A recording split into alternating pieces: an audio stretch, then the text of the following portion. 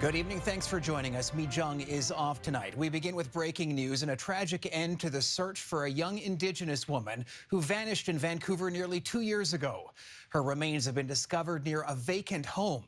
But what happened? Police and her family are not on the same page. CTV's Penny Daflos is live in Shaughnessy, where Chelsea Poorman's remains were found.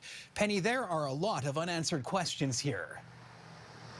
And that's partly because this is a very unusual case, Andrew. Police are telling us that Poorman was not a homicide victim, but they also don't know how she died. Similarly, they don't know how she got to this very upscale area of Shaughnessy that is full of mansions, very big homes all throughout here.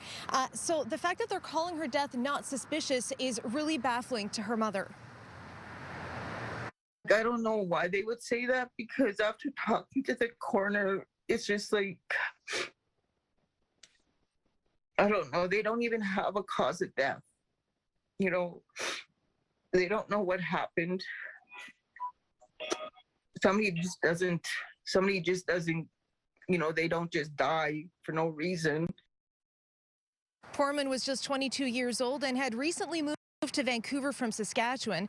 Her sister had last seen her in the Granville Entertainment District in September of 2020. She's not been seen since. There's been no activity on her cell phone or bank account, and despite a $20,000 reward and a team of police investigators plus her father looking for her, there's been no trace of her.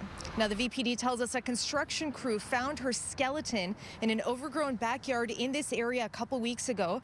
They identified her through DNA. They say the owners of the home live offshore and acknowledge squatters have been in and out of the house for years.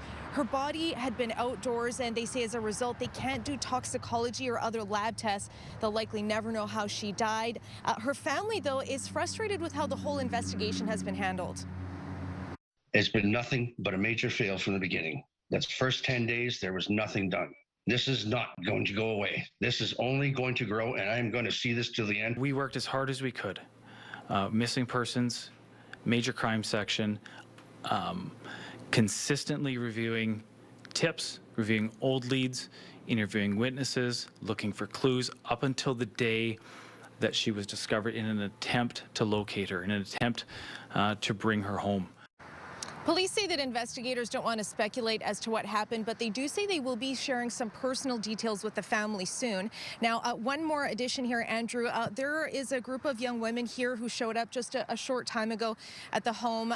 They're from Butterflies in Spirit. It's an Indigenous dance group made up of family members of missing and murdered Indigenous women and girls. They've been very close with Poorman's mother in these last couple of years. They say they do plan to hold a vigil for her. That's coming up on Sunday, with the full details to be announced, Andrew. Okay, Penny Daflos live tonight. Thank you.